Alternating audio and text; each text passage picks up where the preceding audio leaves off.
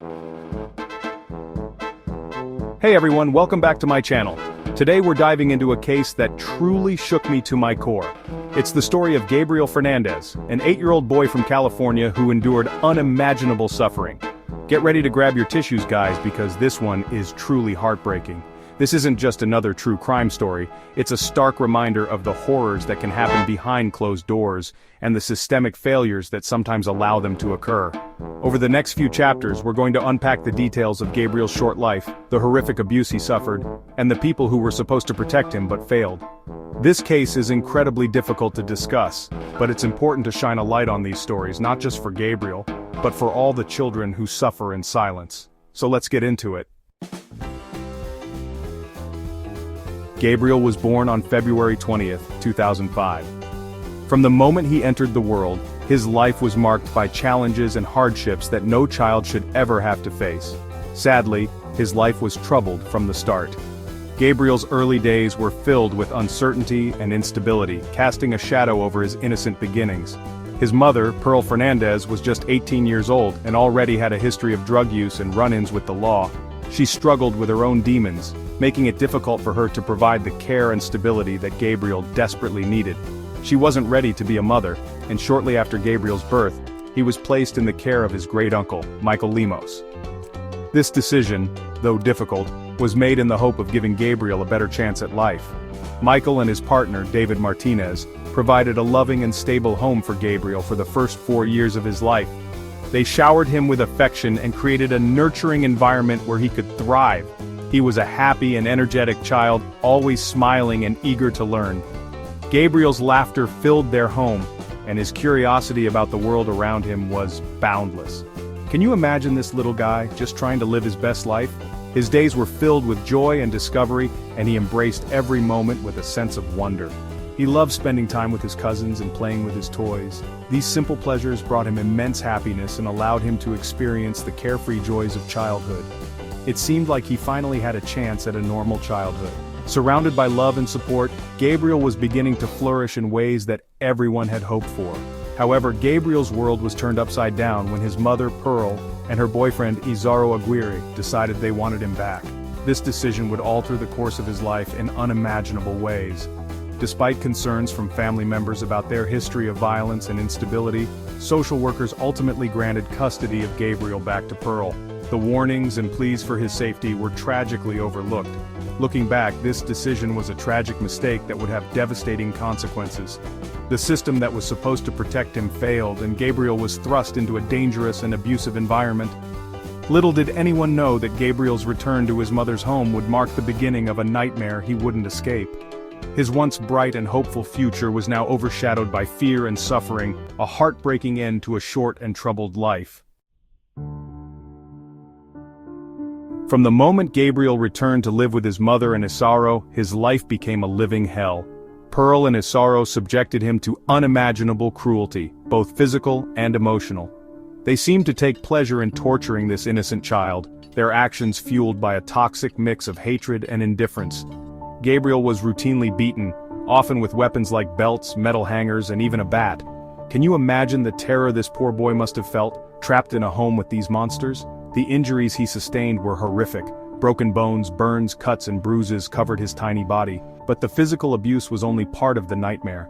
Pearl and Izaro also subjected Gabriel to psychological torture. They called him names, belittled him, and forced him to wear girls' clothing to school. They wanted to break his spirit, to strip him of his dignity and make him feel utterly worthless. What's even more disturbing is that this abuse wasn't a secret. Neighbors and teachers reported seeing Gabriel with black eyes, bruises, and other injuries.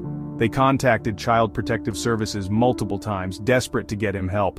But despite these warnings, the system failed Gabriel time and time again. How could this happen? How could a system designed to protect the most vulnerable among us fail so catastrophically? How could a child be so brutally abused right under the noses of the people who were supposed to protect him? Gabriel's story is not just a tale of individual failure, but a glaring indictment of a broken system. The tragic truth is that Gabriel's case is a chilling example of systemic failure. It highlights the cracks in the foundation of our child protection services, where bureaucracy and red tape often overshadow the urgent needs of children. Despite numerous warning signs, missed opportunities, and blatant negligence, the social services system failed to save Gabriel from his abusers. The sheer volume of cases and the overwhelming paperwork often leave social workers stretched too thin to act effectively. Social workers visited Gabriel's home multiple times in response to reports of abuse. Each visit was a chance to change his fate, but each time the system's inefficiencies and lack of decisive action let him down. They saw the bruises, they heard the stories, but they didn't do enough. The signs were there, glaring and unmistakable, yet the response was tragically inadequate. They accepted Pearl's explanations, they trusted Isaro's lies, and they turned a blind eye to the horrifying reality of Gabriel's situation. The trust placed in the abuser's words over the visible evidence of Gabriel's suffering is a stark reminder of the system's flaws. There were so many red flags, so many chances to intervene and rescue Gabriel from his living nightmare. Each missed sign was a missed opportunity to save a life, but time and time again the system failed him. The clock kept ticking, and with each passing moment, Gabriel's hope for rescue dwindled. The social workers, the police officers, the school officials, they all had a role to play in protecting Gabriel, and they all failed. Each entity, bound by their own protocols and limitations, contributed to the tragic outcome. This wasn't just a case of one or two individuals making mistakes, it was a collective failure, a systemic breakdown that allowed a child to slip through the cracks. This was a systemic failure, a breakdown of communication, a lack of urgency, and a shocking disregard for the well-being of a vulnerable child. The lack of coordination and the overwhelming caseloads created an environment where Gabriel's cries for help went unheard. Gabriel's case exposed the flaws in a system that was supposed to protect children like him, a system that desperately needed reform. It called for a re-evaluation of policies, better training for social workers, and a more compassionate approach to child welfare. On May 22, 2013, Gabriel's short and tortured life came to a tragic end. It was a day that would forever be etched in the memories of those who knew him, and those who would come to learn about his heartbreaking story. After enduring yet another brutal beating at the hands of his mother and Isaro, Gabriel was found unresponsive in his bedroom. The scene was chaotic, with paramedics rushing in, trying to make sense of the horror that had unfolded. His tiny body, covered in bruises and burns, told a horrifying story of abuse and neglect. Each mark on his skin was a testament to the unimaginable pain he had suffered, a silent cry for help that went unheard for far too long. When paramedics arrived, Gabriel wasn't breathing. They worked tirelessly, performing CPR and doing everything in their power to revive him, but the damage was too severe. He had suffered severe head trauma, internal bleeding, and multiple broken bones. The extent of his injuries was shocking, a clear indication of the prolonged and severe abuse he had endured. He was rushed to the hospital, but it was too late. The medical team did everything they could, but Gabriel's little body had endured too much. Despite the best efforts of doctors, Gabriel was pronounced dead on May 24, 2013. The hospital staff, who had fought so hard to save him, were left in tears, devastated by the loss of such a young life. He was just 8 years old. A life that had barely begun was snuffed out, leaving a void that could never be filled. Imagine the pain, the fear, the utter despair that Gabriel must have felt in his final moments.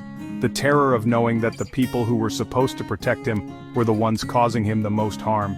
He was just a child, robbed of his innocence, his childhood, his very life by the people who were supposed to love and protect him. His toys, his drawings, all the little things that made up his world, now stood as silent witnesses to his suffering. The details of Gabriel's final days are difficult to hear, but it's important to remember his story, to honor his memory, and to demand justice for the unimaginable suffering he endured. His story is a call to action, a plea for vigilance and compassion. Gabriel's case is a stark reminder that child abuse can happen anywhere, to anyone, and that we all have a responsibility to speak up and protect children like him. We must ensure that no other child suffers as Gabriel did, that no other life is cut short by such cruelty. The death of Gabriel Fernandez sent shockwaves through California and beyond. People were outraged that a child could be so brutally abused and neglected, and they demanded justice for Gabriel. The trial of Pearl Fernandez and Isaro Aguirre was highly publicized, with graphic testimony and evidence that left many in tears. In the end, both Pearl and Isaro were found guilty of first-degree murder with the special circumstance of torture. Pearl was sentenced to life in prison without the possibility of parole, while Asaro received the death penalty. While nothing can bring back Gabriel, the guilty verdicts provided a small measure of justice for his short and tragic life. Gabriel's case also sparked widespread outrage and calls for reform within the Los Angeles County Department of Children and Family Services. Several social workers involved in Gabriel's case were fired or faced disciplinary action for their negligence. New laws were passed and new protocols were implemented in an effort to prevent similar tragedies from happening again. Gabriel Fernandez's story is a stark reminder of the horrors of child abuse and the importance of speaking up for those who cannot speak for themselves.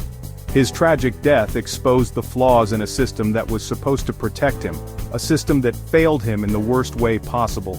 But Gabriel's legacy lives on. His story has inspired changes in the law, increased awareness about child abuse, and encouraged people to report any signs of abuse or neglect. We must continue to honor Gabriel's memory by fighting for the protection of all children. Thank you for joining me today, as we remembered Gabriel's life and demanded justice for his suffering. If you suspect that a child is being abused or neglected, please don't hesitate to report it. You could be saving a life. And as always, stay safe, stay aware, and I'll see you in my next video.